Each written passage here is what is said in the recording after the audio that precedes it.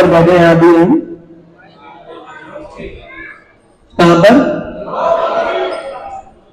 श्री चैतन्य महाप्रभु के जन्म स्थान पर। इसको क्या बोलते हैं? योग पीठ। तो योग का मतलब क्या होता है? योग का मतलब क्या होता है? जोड़ना। और पीठ का मतलब क्या है? पीठ का मतलब होता है कनेक्शन। तो जहां पर, और पीठ का मतलब ये भी बोला जाता है, इस धरती को भी कई बार पीठ बोलते हैं, जहां पर भगवान का कनेक्शन होता है इस धरती के साथ में, उसे बोलते हैं योग पीठ। तो श्री चैतन्य महाप्रभु का जन्म यहां पर हुआ, और ये बहुत ही एक चैतन्य चरितामृत के अंदर आता है किस तरीके से श्री चैतन्य महाप्रभु का जन्म हुआ था। तो हमें से किसी को पता है चैतन्य महाप्रभु का जन्म कैसे हुआ था? मतलब क्या स्थिति थी उस समय, क्या हो रहा था, क्या था उस समय? चंद्र ग्रहण। तो जैसे बताया जाता है, जैसे आप लोगों ने दर्शन किए कि यहां पर जगन्नाथ मिश्र और सची माता के पहले जो है काफी समय तक वो पुत्री कोई बच्चा ही नहीं हो रहा था, काफी समय से। फिर बाद में जाके करीबन 9 पुत्रियां हुई, और एक के बाद एक उन पुत्रियों की जैसे वो जन्म लेती थी उनकी मृत्यु हो जाती थी।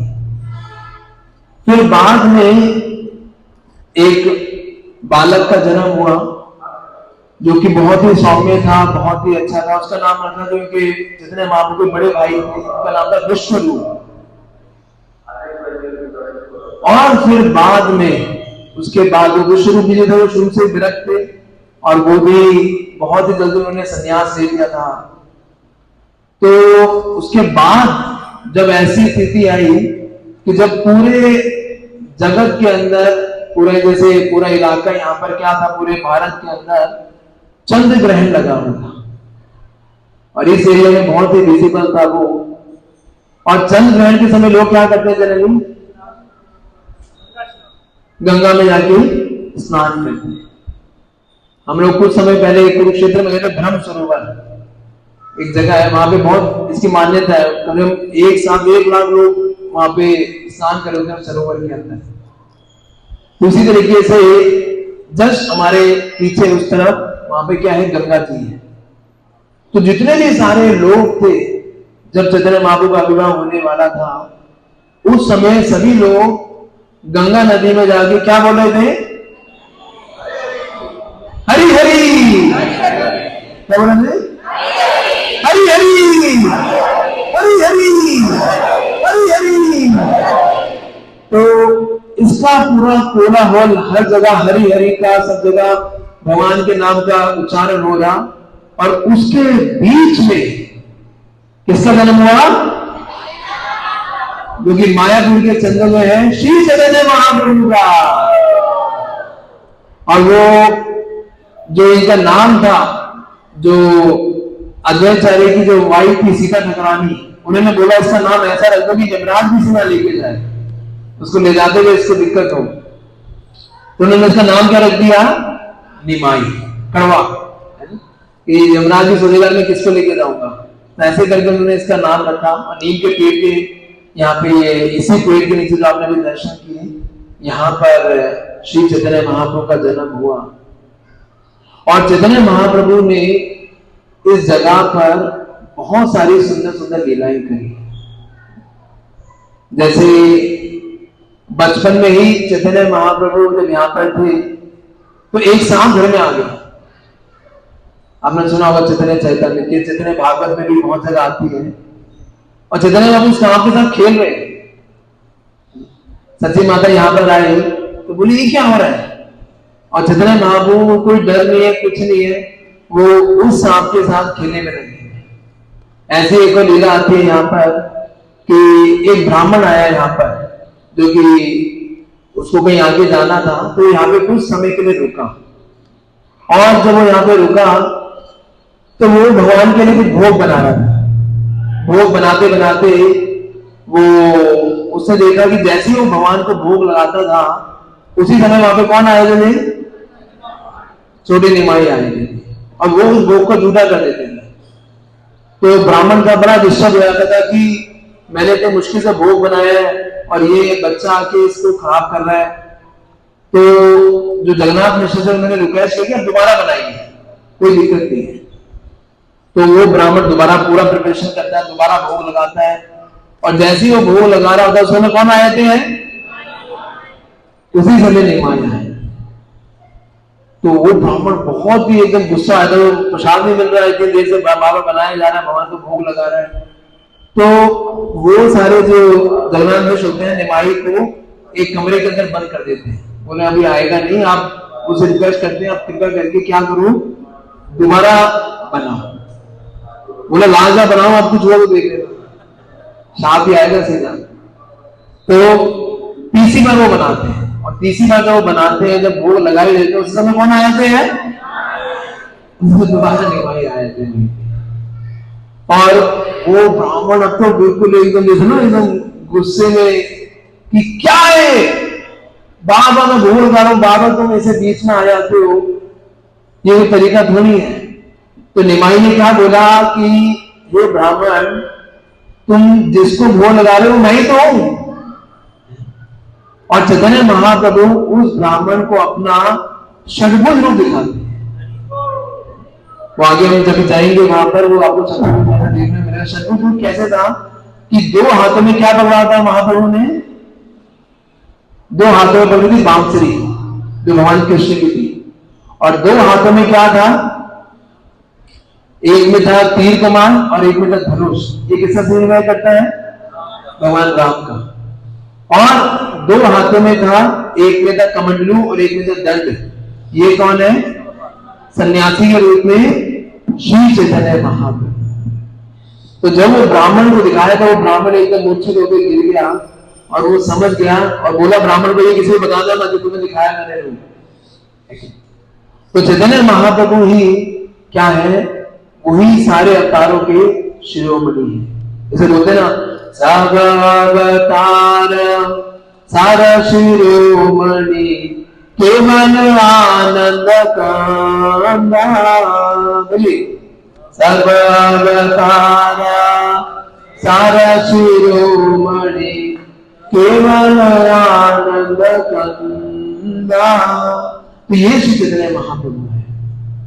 और चैतन्य महाप्रभु ने और भी हमें इसी घर के अंदर बहुत सुंदर सुंदर अपने बाल्य लीला जो है की है। जैसे एक बार महाप्रभु क्या हुआ, एक पिल्ले को लेके आ गए, और जब सची माता यहाँ पर थी तो बोली तुम ब्राह्मण के बच्चे हो, ये पिल्ले के साथ खेल रहे हो, ये क्या है? ये इस पिल्ले को यहाँ पे नहीं रख सकते तुम। तो महाप्रभु बहुत आसक्त हो गए थे उस पिल्ले के साथ, उसे खिला रहे थे, बार बार कुछ कर रहे थे, उसे कुछ खाने के लिए दे रहे थे।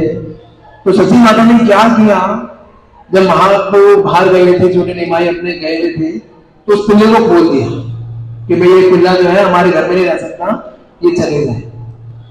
और जब वो पिल्ला बाहर गया तो सबको हैरान हो गए, क्योंकि उस पिल्ले ने किसका संग किया था?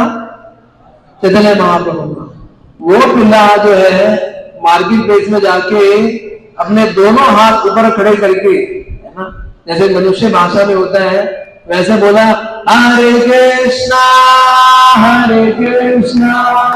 कृष्णा कृष्णा हरे हरे, हरे राम राम राम हरे हरे, हरे कृष्णा कृष्ण कृष्ण हरे हरे, हरे राम राम राम हरे हरे। तो इस तरीके से सबके सामने सारे मार्केट प्लेस में वो जो पिल्ला था वो कीर्तन कर रहा था, और कीर्तन करते करते सबके सामने वो पिल्ला अपने उस शरीर को छोड़ के भगवान के धाम चला गया। केवल कैसे? श्री चैतन्य महाप्रभु के संग से। तो इसलिए जो व्यक्ति श्री चैतन्य महाप्रभु के संग में आता है, जो उनकी कृपा का पात्र बनता है, उसे भगवान का धाम अपने आप मिल जाता। अरे योग, तो हम जो ये योग पीठ है, ये योग पीठ जो लगा है, ये श्रीला भक्तिनाथ ठाकुर जैसे आप लोगों ने दर्शन किए वहां पर बाहर। तो भक्तिनाथ ठाकुर से पहले बड़ा कंफ्यूजन था, क्योंकि जब महाप्रभु 500 साल पहले आए थे तो ये पता नहीं था कि यहाँ पे कहां पर ये योग पीठ है, कहां पर वो जन्म स्थान है, क्योंकि ये पूरा जो एरिया है ये पूरा गंगा नदी से भर गया था। जैसे आप लोगों ने कभी कोई वीडियो देखी यूट्यूब में 6-7 साल पहले की, हमारा पूरा इस्कॉन मायापुर के अंदर पानी भरा हुआ था। डिवोटीज अगर कभी आप देखना कि माया मंदिर के अंदर वो लोग आरती करने के लिए, आरती किसी को लेने तैर के जा रहे थे मंदिर के अंदर। जैसे आप देखो पंचतत्व के जैसे आप लोगों ने दर्शन किए, तो वहां तक पानी भरा हुआ था पूरे मंदिर के अंदर, इतना गंगा जी का ओवरफ्लो हो गया था यहाँ पर। तो इसी तरीके से पूरी यहाँ पे किसी को पता नहीं था कि ये जगह कहाँ है, कहाँ चीखनारायण बाबू का जन्म हुआ। तो भक्तिनाथ ठाकुर एक टोकरी के ऊपर किसको बिठा के लेके आते थे? जगन्नाथ बाबा जी महाराज। कौन है जगन्नाथ बाबा जी महाराज? भक्तिनाथ ठाकुर के शिक्षा गुरु हैं। वो यहां पर आए और जैसे वो इस पेड़ के पास आए तो वो जगन्नाथ बाबा जी उस समय 125 साल के थे, वो चल नहीं पा रहे थे, इतने वीक हो गए थे, मतलब उनकी आंखें उठाने के लिए भी किसी को हाथ लगाना पड़ता था। वो जगन्नाथ बाबा जी महाराज जैसे वो यहाँ पर आए, इस जगह पर आए, उस टोकरी से कूद गए और बोलने लगे, यही तो निमाई जन्म स्थान, यही तो निमाई जन्म स्थान। तो भक्तिनाथ ठाकुर को सारे कैलकुलेशन के हिसाब से ये तो समझ आ गया तो यही है। तो लेकिन जगन्नाथ बाबा जी ने फिर इसे कंफर्म कर दिया और फिर यहाँ पे उस स्थान को भक्तिनाथ ठाकुर ने जितने भी सारे नवदीप के लोग थे उन सभी लोगों से बोला कि मैं सभी का कंट्रीब्यूशन लेके मंदिर बनाना चाहता हूँ। तो सबसे एक ही रुपया मांगते थे कि मुझे इससे ज्यादा भी नहीं चाहिए ना कम चाहिए, मुझे केवल कितना दीजिए? 1 रुपया। 1 रुपया उस समय के, यहाँ अभी अगर कंपैरिजन करें तो अभी के अनुसार वो करीबन होगा 15 से 20 हजार रुपए 1 रुपया। तो उस समय फिर यहाँ पे नवदीप आते सबको 1-1 रुपए देके उन्होंने क्या किया? इस मंदिर को बनाया। और फिर यहाँ पर उन्होंने जितने भी सारे जो हम देख रहे हैं ये सारी चीजें एस्टेब्लिश करी। तो आपने अभी जो सबसे पहले दर्शन किए यहाँ पर, वो लेफ्ट में कौन थे? श्री राधा माधव। और कौन है साथ में? गौरांग महाप्रभु। और बीच में कौन है? महाप्रभु की 2 भार्या थी।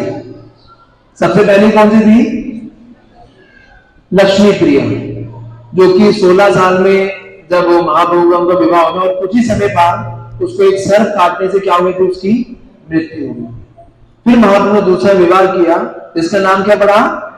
विष्णु प्रिया। तो वो दोनों भार्या जो है श्री चैतन्य महाप्रभु के साथ यहाँ पर है। और उसके साथ में है फिर साथ में पंचतत्व। पंचतत्व के साथ में कौन है? जगन्नाथ जी के आगे जो है उनके छोटे से विग्रह हैं। और फिर उसके बाद यहाँ पर है, आगे जाते हैं हम लोग तो ये निमाई जी का जन्म स्थान है और उसके पीछे है 2 शिवलिंग के हमने दर्शन किए। तो उनमें से जो छोटे वाले शिव हैं उनको बोलते हैं गोपेश्वर शिवा। क्या बोलते हैं? तो ऐसा बताया जाता है ये इन शिव से अगर कोई कृपा मांगता है तो उसे वो लोगों को गोपी भाव दे देते हैं कि भगवान के जो संग में जो हमें हाईएस्ट चीज जो है वो प्रदान कर सकते हैं, तो उनसे हम प्रार्थना करेंगे तो वो हमें प्रदान करते हैं। और दूसरे हैं क्षेत्रपाल शिव। क्षेत्रपाल शिव का क्या मतलब है कि भगवान कृष्ण ने ये भगवान शिव को बोला था कि जहां जहां भी मैं रहूंगा, जहां जहां जो भी मेरे धाम होंगे उन सारे धामों में तुम वहां पर रहोगे। किस रूप में? क्षेत्रपाल शिव के रूप में। जैसे आप वृंदावन जाते तो वहां पे 5 शिव हैं। किसी को पता है 5 शिव कौन कौन से हैं? एक है कामेश्वर महादेव जो कि काम्यवन के अंदर है। एक है गोपेश्वर शिवा जो कि किसके अंदर है? वृंदावन के अंदर है। ऐसे ही और कौन कौन से किसी को पता है? चकलेश्वर महादेव जो गोवर्धन में है। भूतेश्वर महादेव है, चंद्रेश्वर महादेव तो, और पांचवे कौन से हैं? अशेश्वर महादेव, जो कि आपके नंदगांव के पास पड़ते हैं। तो शिव जी को यह सेवा दिया कि वो क्या करें, धाम की क्या करें, रक्षा करें, धाम का वहां पे वो प्रोटेक्शन करे। तो इस तरीके से वो दोनों शिव यहाँ पर हैं। और फिर इसके बाद हमने दर्शन किए सचिंदन, जो सची निमाई और सची माता और जगन्नाथ मिश्र की। और पीछे यहाँ पे है लक्ष्मी नरसिंह और गौर गदाधर, कि ये भक्तिनाथ ठाकुर चाहते थे कि पूरे ब्रज के अंदर उन्होंने जगह जगह जाके ये गौर गदाधर के विग्रह जो है। गौर कौन है? श्री चैतन्य महाप्रभु। और गदाधर पंडित कौन है? कौन है? श्रीमती राधा रानी के ही स्वरूप माने जाते हैं। कौन? गदाधर पंडित। जैसे चैतन्य महाप्रभु तो राधा कृष्ण है दोनों, लेकिन फिर भी गदाधर पंडित जो है किसके रूप माने जाते हैं? किसके हैं? राधा रानी के, जिनके अंदर महाभाव नहीं है। चैतन्य महाप्रभु में महाभाव है, वो राधा कृष्ण के दोनों युगल रूप है, लेकिन गदाधर पंडित बिना महाभाव के राधा रानी है। और इस तरीके से ये पूरा योगपीठ है। और ये जो सामने है ये है गौर कुंड। ऐसा बताया जाता है कि इसकी महिमा भी जो है, जो हम ब्रज में जाते हैं राधा कुंड श्याम कुंड, उससे अभिन्न है। तो इस तरीके से ये पूरा जो स्थान है इसे क्या बोला गया है? योगपीठ। और इस स्थान के प्रकट होने से पहले, जैसे अभी कल इसके रूप साधक ने बताया था, इस पूरे द्वीप को क्या बोलते हैं? वो तो नवद्वीप तो पूरे 9 द्वीप को बोलते हैं। इस पूरे द्वीप को जिसमें भी हम लोग हैं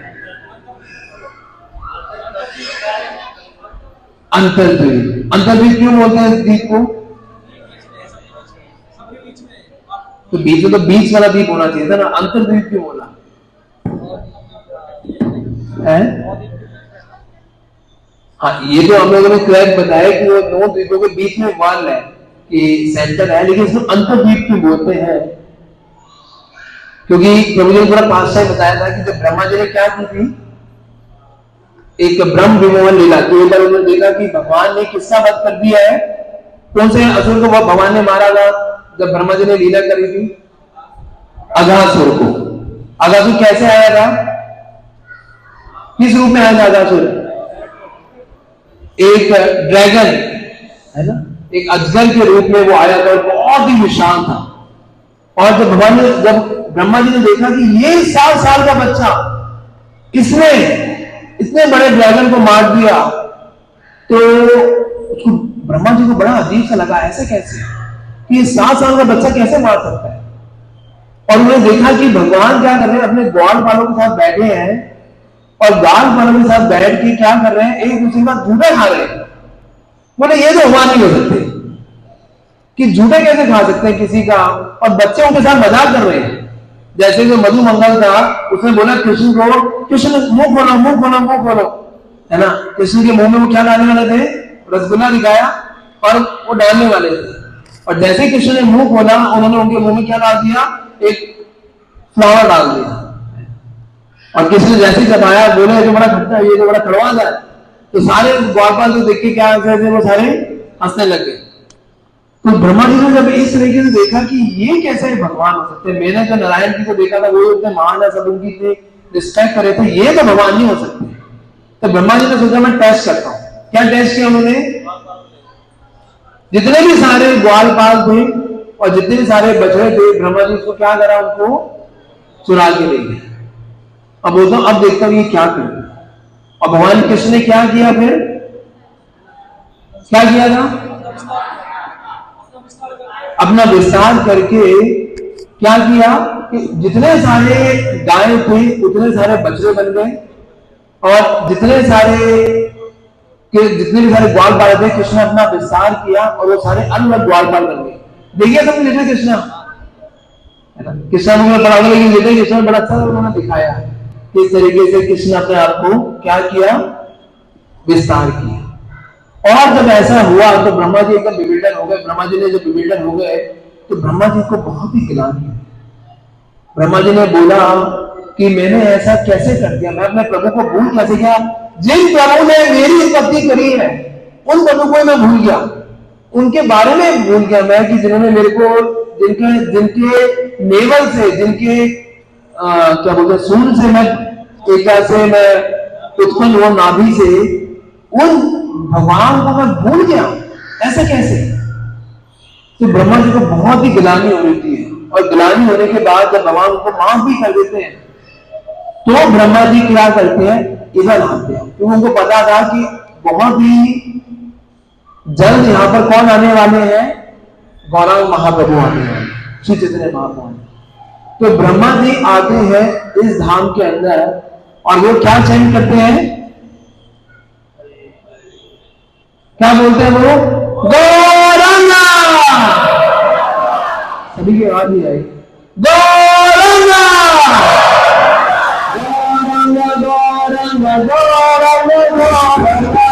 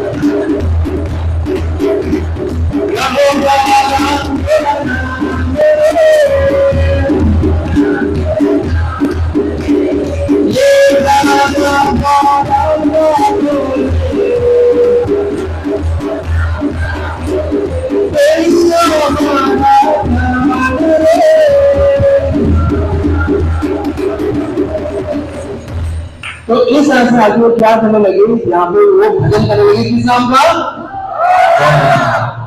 तो द्वापर युग के अंदर श्री चैतन्य महाप्रभु उनके सामने प्रकट हो गए, और चैतन्य महाप्रभु एकदम ऐसे दैवीय फॉर्म में प्रकट हुए, पूरा एकदम तेल उनके उससे निकल रहा था, और ब्रह्मा जी रो रहे थे, बोले कि भगवान अपने पोजीशन के कारण क्या हो गया, मैं गर्वित हो गया, क्योंकि चार चीजों से हमारा गर्व बढ़ता है। कौन कौन सी चीजें चार? कुंती महाराज क्या कहते हैं, किसके कारण व्यक्ति चार चीजों का कारण बहुत ही गर्वित रहता है कि मेरे अंदर तो भाई मेरे जैसा कोई नहीं है, पैसा एक है, और सौंदर्य है, बल, ओके, और पोजीशन, बुद्धि, यस। तो इसमें चार कैटेगरी क्या है, जन्म, अगर ऊंचे कुल में किसी का ऊंचे कुल में जन्म होता है तो बड़ा वो सोचता है तो ब्राह्मण हो, मेरे से ऊपर कोई नहीं है। जन्म, ऐश्वर्य, ऐश्वर्य क्या है, उसका बहुत ही पैसा है, बहुत ही उसके बाद धन बनाता है, तो बहुत ही बलवान है ना, तो इसके कारण व्यक्ति के अंदर गर्व आ जाता है। जन्म, ऐश्वर्य। श्रुता, श्रुता का मतलब क्या होता है, लर्नर, जो कि बहुत ही क्या हो, पढ़ा लिखा हो, बहुत ही ज्यादा उसे नॉलेज हो, तो उसको लगता है कि मेरे से बढ़कर कोई नहीं।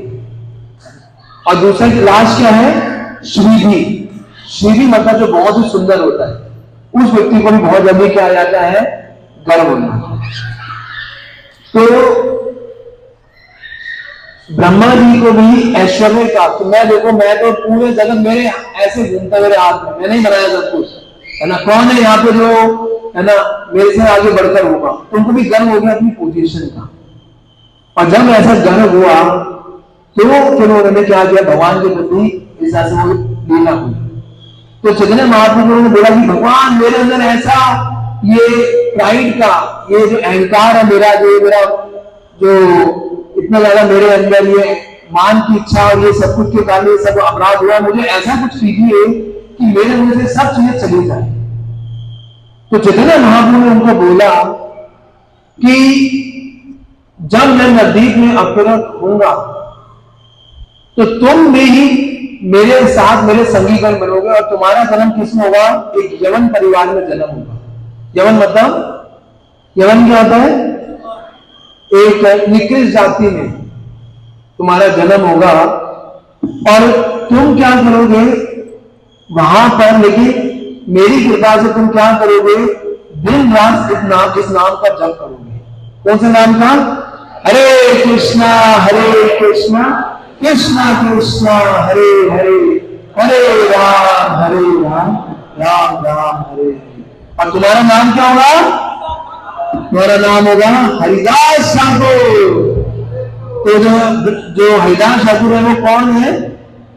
ब्रह्मा जी, जो कि आए थे महाप्रभु की लीला में और बोले कि तुम, महाप्रभु ने अपना जो पैर है वो ब्रह्मा जी की सीटों पर रखा और बोला कि जब मैं आऊंगा यहां पर तो मैं किसी भी व्यक्ति को नहीं बख्शूंगा, हर व्यक्ति को मैं क्या दूंगा, ब्रज की भक्ति, जो कृष्ण का जो प्रेम है, जो कृष्ण यहाँ पे देने आए थे, वो प्रेम मैं हर व्यक्ति को यहाँ पे बांटूंगा और सबको मैं एक कृष्ण प्रेम में डुबोकर उनको अपने निज धाम गोलोक वृंदावन में ले जाऊंगा। तो ये किसने रिवील किया ये सीक्रेट? चैतन्य महाप्रभु ने किसको बताया ये चीज? ब्रह्मा जी को बताया। तो ये अंदर की बात है, अंदर का मामला है। तो अंदर की जो बात थी किसको बताई ये बात? भगवान चैतन्य महाप्रभु ने ब्रह्मा जी को बताया। इसलिए इस धाम का नाम क्या पड़ गया? अंतर्द्वीप। कि जो महाप्रभु ने जो इनर सीक्रेट था, जो अंदर की जो उनके हृदय की जो बात थी, वो किसको बताई? ब्रह्मा जी को बताई। इसलिए ये जो पूरा द्वीप है is a very very special, क्योंकि खुद चैतन्य महाप्रभु यहाँ प्रकट हुए हैं। और अगर हम चाहते हैं कि भगवान की प्रेम भक्ति में अगर हम उसमें ऐसा भी सुनना चाहते हैं, हम चाहते हैं कि हमें वो गोलोक धाम की हमें वो प्राप्त हो, तो यहाँ पर अगर वो प्रार्थना करेंगे तो निश्चित रूप से चैतन्य महाप्रभु हमारे ऊपर कृपा करेंगे। तो इस तरीके से ये पूरा अंतर्द्वीप है। फिर इससे आगे हम जब जाएंगे 2 जगहों पर मैं बता देता हूँ, फिर वहां पर हम कथा नहीं कर पाएंगे क्योंकि स्नान छोटा होगा। ये समझ आया अंतर्द्वीप कैसे है? ये क्लियर है? क्या हुआ अंतर्द्वीप में? चैतन्य महाप्रभु ने अपने हृदय की जो बात थी वो किसको बताई थी? ब्रह्मा जी को बताई।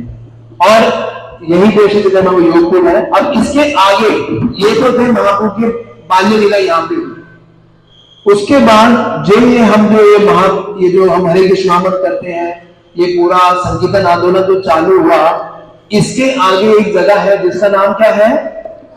श्रीवास आंगन। यहां से केवल 200 मीटर दूरी पड़ी है। तो आप में से कितने लोग हैं जो कि वंशीवट गए हैं कभी वृंदावन के अंदर? वंशीवट नहीं है आप लोग? जो राधा गोविंद मंदिर से जस्ट अगर आप थोड़ा आगे जाते हो तो उस तरफ पड़ता है, गोपेश्वर महादेव के बिल्कुल पास है।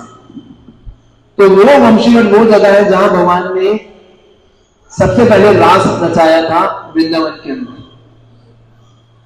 तो और वो जो रास लीला है जो भगवान की, वो सबसे मनोकारी लीला है जिसमें भगवान ने जो गोपियों को सर्वोच्च आनंद की क्या किया? प्राप्ति की है कि जैसे ही नाम कृष्ण का आता, बाहर के लोगों से रास नहीं समझ आती है कि नहीं?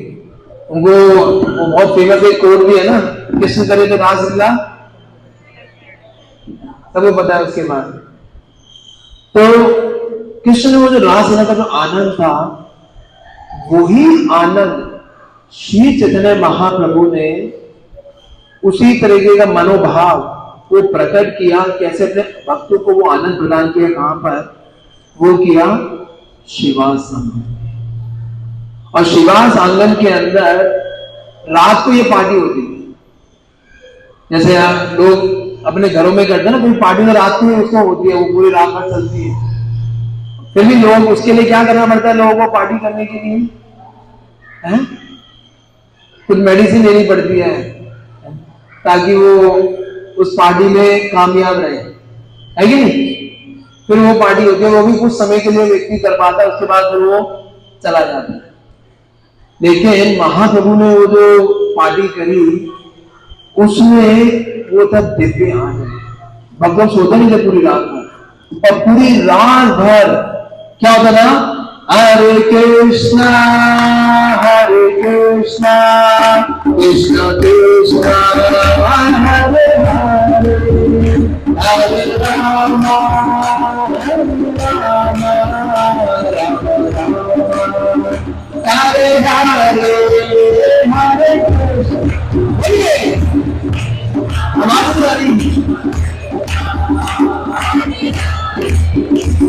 पहले जन्म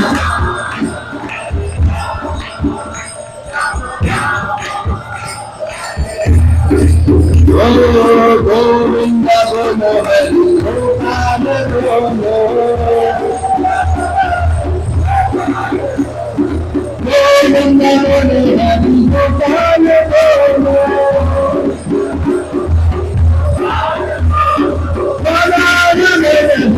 गोविंद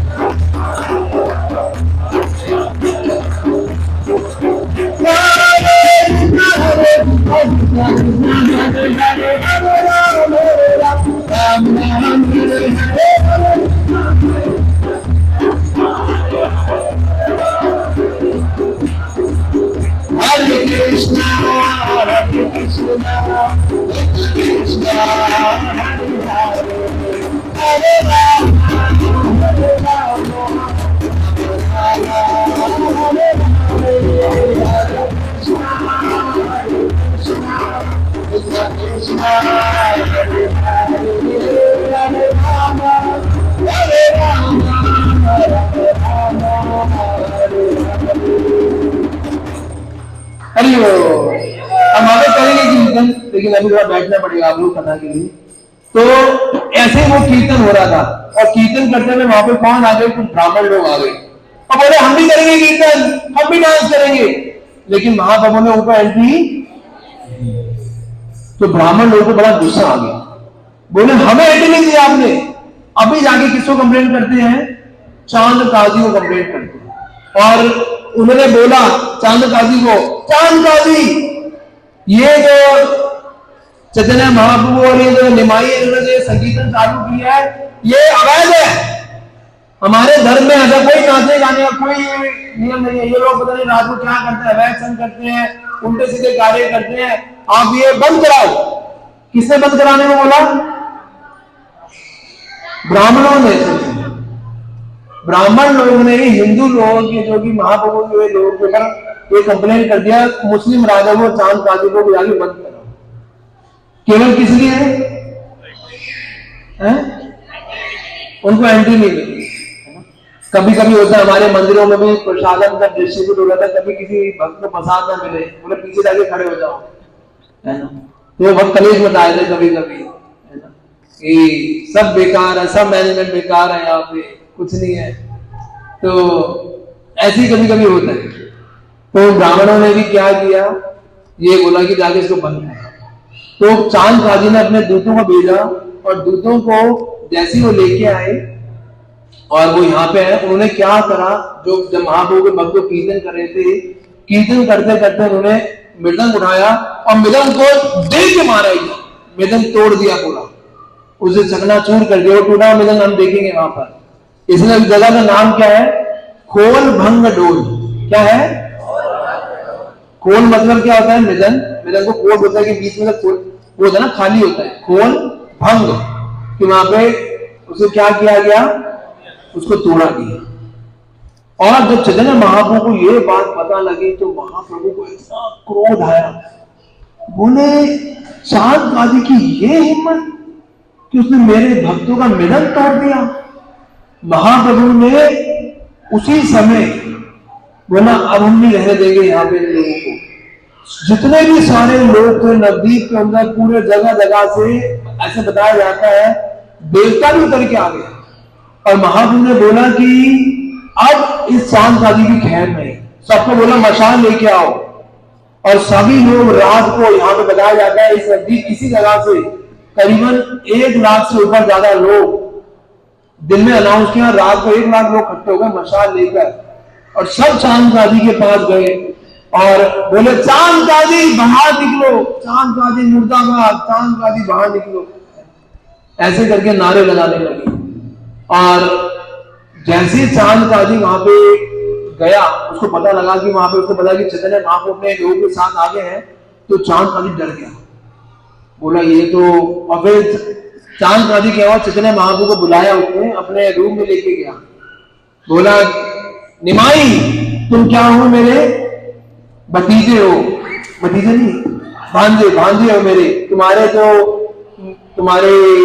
जो मदर थी वो मेरी बहन लगती थी, और नीलांबर चक्रवर्ती जो उनके पिता थे उनसे मेरा काफी अच्छा बोल चाल था, तो मेरी कोई इंटेंशन नहीं थी ऐसे करने की, लेकिन फिर भी मुझे करना पड़ा। और बोले निमाई अब मैं कुछ नहीं करूंगा। बोले क्यों? बोले कल रात को जब मैं सो रहा था, उस रात को सोते हुए क्या हुआ, मेरे ऊपर एक ऐसा व्यक्ति आया जो कि आधा मनुष्य था और आधा सिंह था, और उसने मेरे गले को पकड़ लिया और उसने मेरी छाती के ऊपर मेरे क्या करे एक निशान छोड़ दिए और बोला आज के बाद तुमने अगर इन भक्तों को, संकीर्तन भक्तों को तंग किया तो तुम्हारी छाती फाड़ दूंगा अगली बारी। और वो कौन थे? नरसिंह भगवान की। तो नरसिंह भगवान ने भक्तों की क्या करी? प्रोटेक्शन की। इसलिए प्रभुपाद जी ने भी जब यहाँ पे जब ये पूरा इलाका जब ये मंदिर लिया था नवदीप, ये 1972 के अंदर ये जगह मिली थी, तो यहाँ पे डाकू थे पूरे, इस पूरे इलाके में जो फिल्मों में देखते हैं ना डाकू, गब्बर सिंह और ये सब, ये सारे डाकू यहाँ पे रहते थे और उनसे बचाने के लिए भी डेली यहाँ पे अटैक होते थे। यहाँ पे जय पताका महाराज जी रात को बंदूक लेके सोते थे, सोचिए कि कोई यहाँ पे आके अटैक ना करते। तो भक्त लोग, ऐसा हुआ था अगर भक्तों के अटैक कर दिया था, एक महाराज थे परम पूजनीय भक्ति राघव स्वामी महाराज, उस अटैक के अंदर महाराज के पैर पे गोली लगी थी, महाराज का पैर काटना पड़ा, लेकिन महाराज रुके नहीं उसके बाद। तो भक्तों ने इतना संघर्ष किया है इस मंदिर को बनाने के लिए। यहाँ पे कभी सीमेंट चोरी हो जाती थी, कभी यहाँ पे, क्योंकि वैसा इलाका थोड़ा सेपरेटेड इलाका है, बड़ी दिक्कत आती थी भक्तों को। जो अभी हम लोग आज शाम को जाएंगे वो हट है जहाँ से पूरा मंदिर बनाया गया, वो छोटी सी हट थी, वहां पे भक्त लोग रहते थे, वहीं पे प्रभुपाद जी रहते थे, जब यहाँ पे आते थे। और यहाँ पे दूर दूर तक कुछ नहीं था। अभी तो आप लोग आ रहे हो 50 साल बाद, तो आपको लग रहा है कि बहुत कुछ बना हुआ है, पहले कुछ भी नहीं था, बिल्कुल खाली था।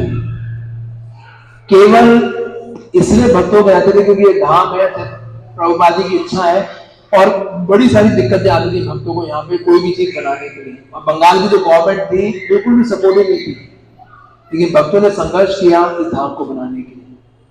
तो इस तरीके से वो शिवा संकीर्तन में वहां पर वो लीला हुई कि किस तरीके से महाप्रभु ने 1 साल तक रात को डेली वो कीर्तन करते थे, डेली वो रात को भक्तों को वो जो रास लीला वाला जो आनंद है वो महाप्रभु ने वहां पे प्रदान किया। और महाप्रभु ने ये ऐलान किया, जो ये शिवा संकीर्तन में यहाँ कर रहा हूं, जो ये कीर्तन में कर रहा हूं, इसकी गूंज यहां नहीं पूरे विश्व में फैलेगी। और एक दिन मेरा एक ऐसा भक्त आएगा जो कि इस पूरे संकीर्तन को पूरे विश्व में लेके जाएगा, और जगह जगह लोग उसका कीर्तन करेंगे, और वो सब लोग कृष्ण प्रेम में डुबाए जाएंगे। और वो कौन थे? शिला प्रभुपाद, जिन्होंने इस कृष्ण प्रेम को जगत, आज आप कहीं भी जाओगे, किसी भी कंट्री में जाओगे, शायद आपको मैकडॉनल्ड्स ना मिले, लेकिन कृष्ण के भक्त जरूर मिल जाएंगे। लेकिन कि कहीं ना कहीं ऐसे ऐसी कंट्रियों में भी भक्त लोग हैं जिनका मैं नाम भी नहीं सुना होगा। तो ये कीर्तन जो वहां पे हुआ शिवा संकीर्तन में, उसकी जो है पूरी गूंज आज पूरे विश्व में सुनाई दी। तो इसलिए वो जो स्थान है बहुत ही स्पेशल। अगर आप चाहते हैं संकीर्तन के लिए खूब शक्ति प्राप्त करना चाहते हैं, आप चाहते हैं कि आप आगे रेवाड़ी और दिल्ली के अंदर ऐसा प्रचार हो कि वहां पे कि जो भी हो इस कीर्तन के रस में डूब जाए, वो भी कृष्ण भक्ति में पागल हो जाए, तो वहां जाके प्रार्थना कीजिए, संकीर्तन जो शिवास आंगन के अंदर, जहां पर कि महाप्रभु ने इस संकीर्तन आंदोलन का क्या किया है, आरंभ किया है। तो वो है शिवास आंगन, जो कि शिवास का घर था। जो मुझे ना श्री कृष्ण चैतन्य प्रभु नित्यानंदा श्री अद्वैता गदाधर श्रीवास आदि गौर भक्त, तो श्रीवास का कौन था, वो क्या था, श्रीवास का घर था, जहां भी आगे हम जाएंगे। तो वहां पे उनकी भार्या थी मालिनी देवी, और उनके 3 पुत्र थे, श्रीराम, श्रीनिधि और दयानिधि, श्रीनिधि शायद, है ना। और वो सभी भक्त थे, और वो कोई कार्य नहीं करते थे। शिवास जो है सिर्फ डेली कीर्तन करते थे, कुछ कोई कार्य नहीं करते थे, कोई बौद्धिक, कोई जॉब वॉब, कोई ऐसा कुछ कोई कार्य नहीं करते थे, सिर्फ भगवान का कीर्तन करते रहते थे।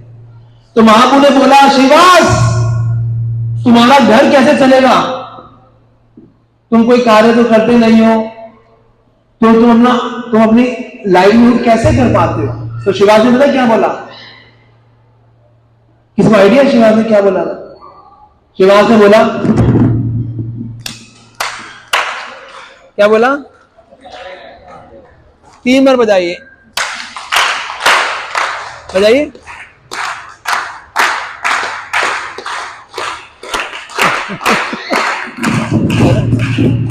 तो मीना बजाने से कुछ हुआ, तो शिवास ने 3 तालियां बजा दी। तो महाप्रभु बोले ये क्या है। तो शिवास ने बोला, महाप्रभु अगर मैंने ये 3 ताली बजाई और जब तक मेरे घर का अगर निर्वाह जो मुझे चाहिए वो चीजें नहीं उपलब्ध हुई, तो मैं क्या करूंगा, अपने गले के अंदर रस्सी बांध के गंगा में कूद जाऊंगा, क्योंकि मुझे पूरा विश्वास है अगर मैं आपके नाम का कीर्तन करूंगा तो सारी चीजें क्या हो जाएंगी, अपने आप पूर्ण हो जाएंगी। तो महाप्रभु ने बोला, शिवास तुम्हारी ये श्रद्धा देखकर मैं तुम्हें ये कृपा करता हूं कि अगर लक्ष्मी को भी तुम्हारे घर के निर्वाह के लिए अगर भीख मांगनी पड़े तो वो मांगेगी, लेकिन मेरे भक्तों को जिनको मेरे ऊपर इतनी श्रद्धा है, उनका कभी भी किसी तरीके से कोई दिक्कत नहीं आएगी। ये महाप्रभु की बेनेडिक्शन है कि अगर हम महाप्रभु की भक्ति में लगेंगे, इस नाम का उच्चारण करेंगे, तो भक्तों के जीवन में किसी तरह की कोई कमी नहीं। तो महाप्रभु ने उनको ये आशीर्वाद दिया शिवास को वहां पर, और उसके आगे वो जगह है जहां पे है अद्वैत भवन।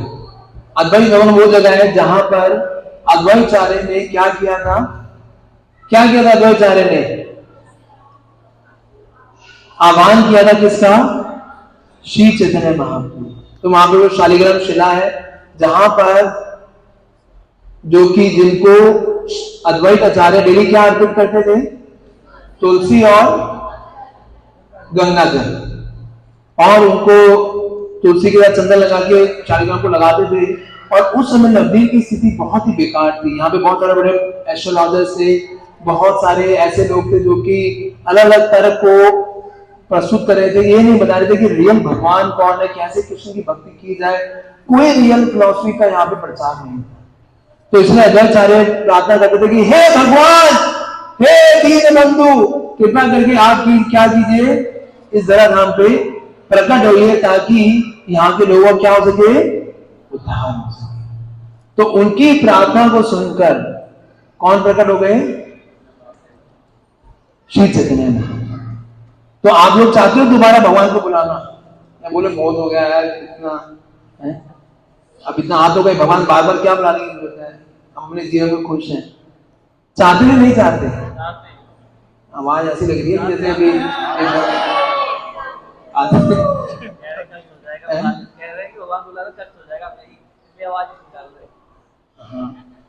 चाहते नहीं चाहते, कितने लोग चाहते हैं,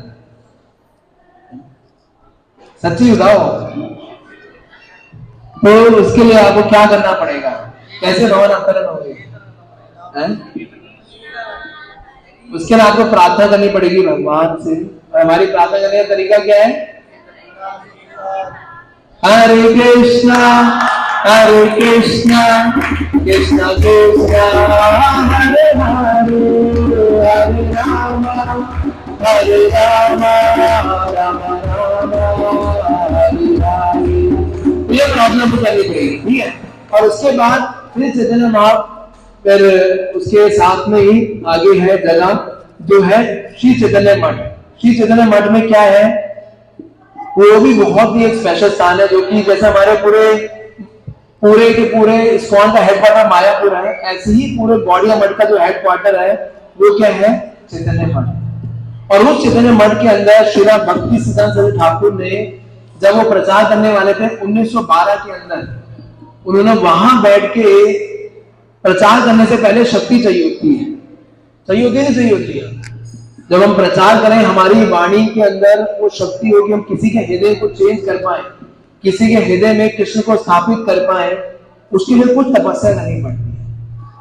तो श्रीला भक्ति सिद्धांत ठाकुर ने इस पूरे गौड़िया मठ को स्थापित करने से पहले उस चैतन्य मठ के अंदर वहां पे बैठ के एक ही जगह पे जैसे ऐसे बैठते थे और ऐसे जप करते थे। बैठिए सारे सीधा एकदम, कितनी देर सीधा बैठ सकते हो आप लोग?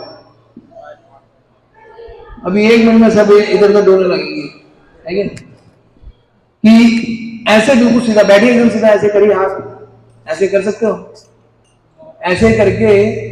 और वो क्या करते थे, ऐसे जप करते थे, बोले हरे कृष्ण कृष्ण कृष्ण हरे हरे, हरे राम राम राम हरे हरे, हरे कृष्ण कृष्ण कृष्ण हरे हरे, हरे राम राम राम हरे। ऐसे क्यों जप करते थे वो? क्योंकि वो कहते थे कि आवाज जो आनी चाहिए हृदय से आनी चाहिए। Our chanting should be not lip ditch, खाली मुंह से बोलना नहीं है, लेकिन क्या है, हृदय से कराना है।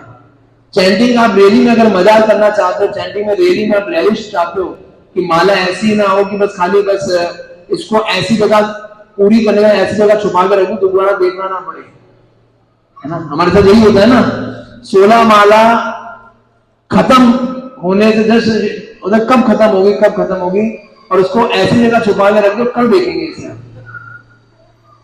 नहीं।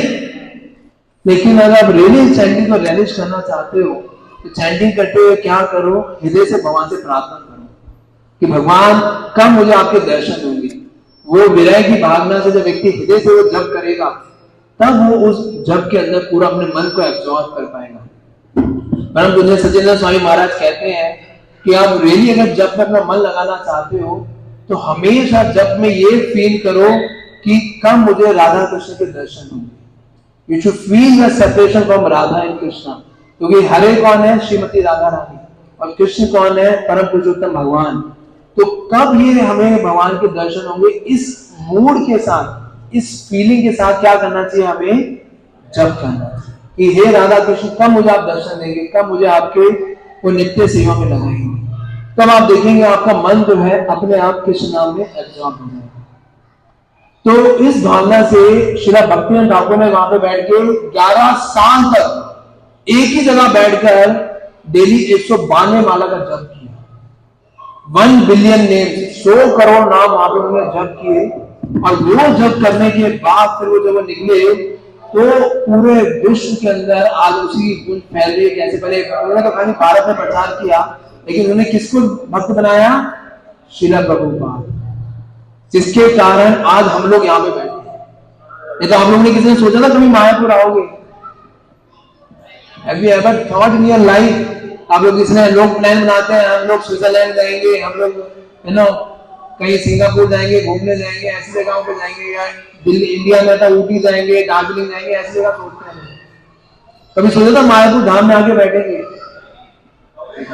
लेकिन है नाम ही नहीं सुना था, जाने की तो बात दूर है, मायापुरी सुना था, लेकिन नाम ही नहीं सुना तो जाने की बात तो छोड़ो। लेकिन ये कैसे कृपा हुई, श्रील प्रभुपाद की कृपा, जो उनकी भक्तों की कृपा के द्वारा आज हमें कृपा प्राप्त हुई।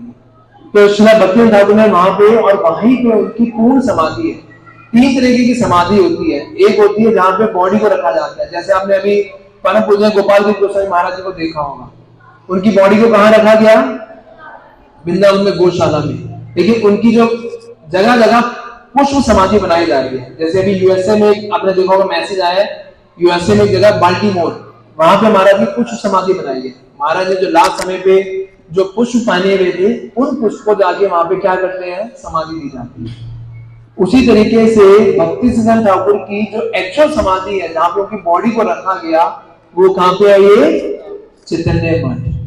और वहीं पर ही श्रीला गौर किशोर जामा जी महाराज, जो कि उनके गुरु थे, उनकी बॉडी की समाधि भी उस चैतन्य मठ के अंदर, जहां पे आके हम दर्शन करेंगे।